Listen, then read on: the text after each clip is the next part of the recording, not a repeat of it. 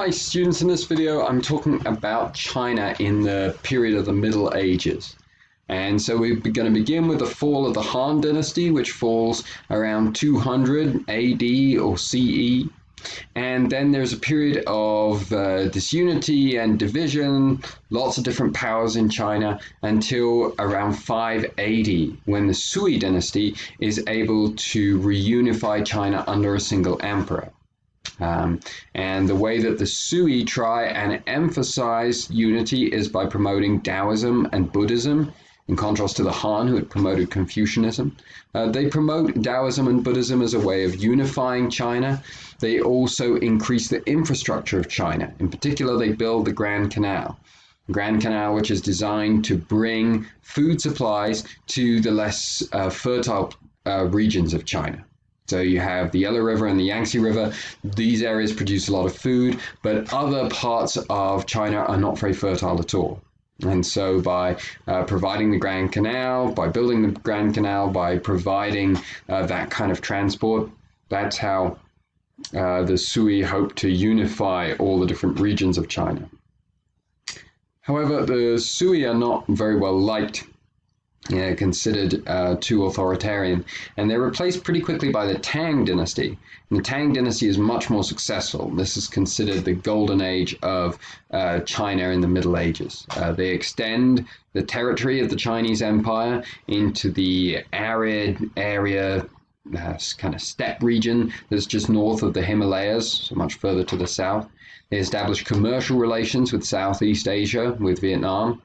The capital city of Chang'an grows to a population of 2 million people, by far the largest city in the world at the time. And they also maintain trade headed to the west. They maintain the Silk Road. Again, we see the spread of Buddhism, and with the spread of Buddhism, we see new art and literature being developed in China during the period of the Tang. The Tang Empire falls in the early 10th century, around 907. It's a result of catastrophic droughts and the invasions of nomadic peoples to the north. Remember that this is the foundation of political authority in China. Ability to defend against outsiders, your ability to take care of providing food for the people. And so this leads to a loss of the authority of the Tang emperors, and they are replaced again by a period of disunity, followed by the rise of the Song dynasty. So we've had the Sui, the Tang, and now the Song dynasty. The Song dynasty is probably the least successful of all the major Chinese dynasties. It is unable to fully unify all of China. And so we're going to see China entering now about a 300-year period when what we know as China today is divided among different rulers. The Song are the most prominent. It's also under the Song that the the pattern of, or the dominance of, Confucianism and Confucianist philosophy solidifies in Chinese culture. And this was through the establishment of a series of civil service examinations.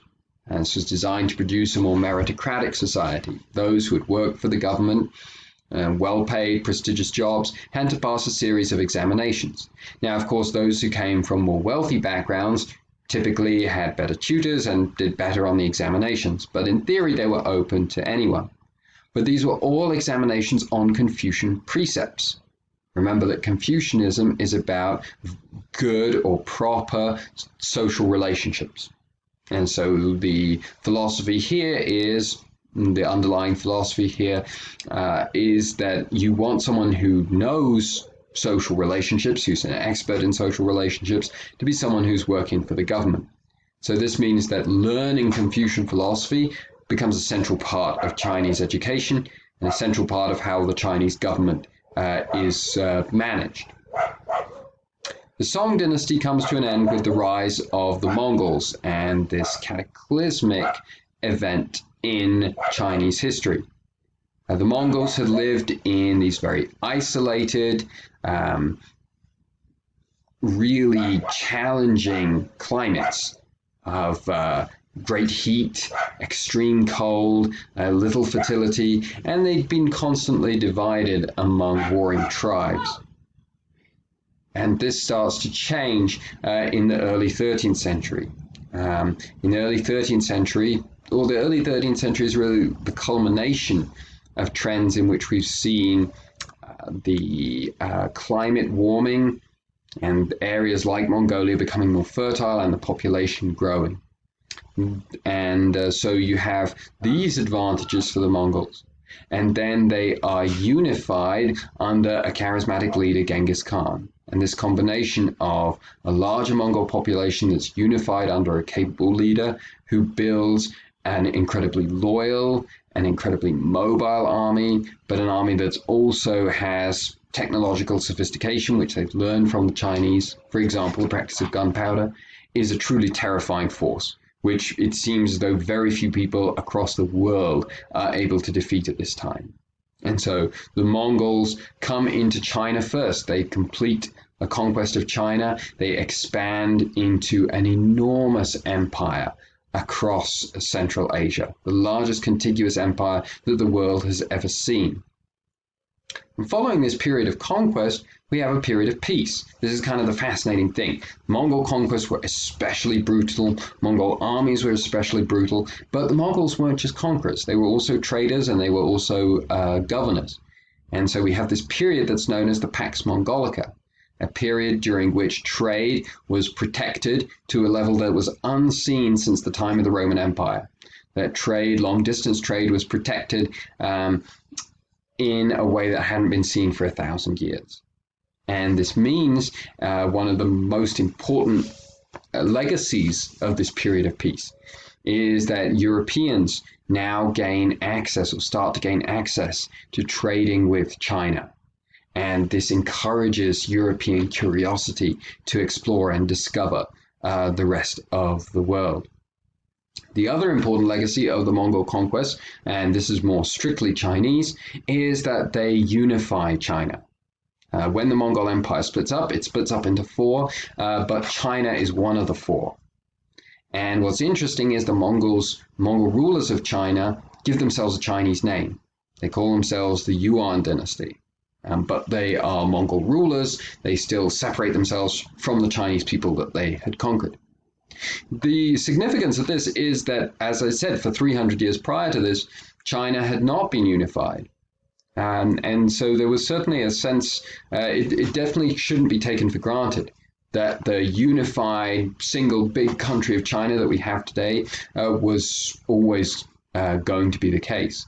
It was quite possible in the 1200s, when the Mongols are creating their empire, that China would not be unified again.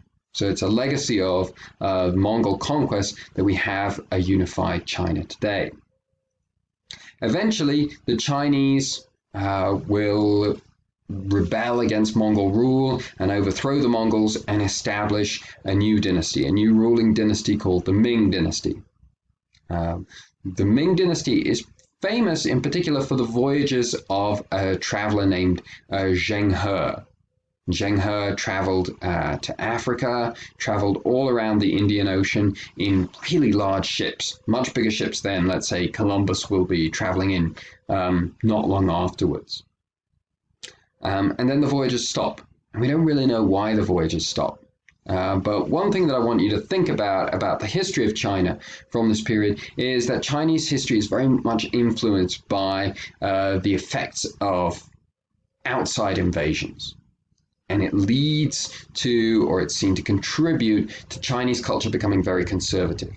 There's a sense of what is Chinese, maintaining what is authentically Chinese, and distrusting and resisting outside forces and outside ideas. So that's kind of an important theme to think about, an important aspect of Chinese culture to think about as we move forward in Chinese history that's a legacy of this period.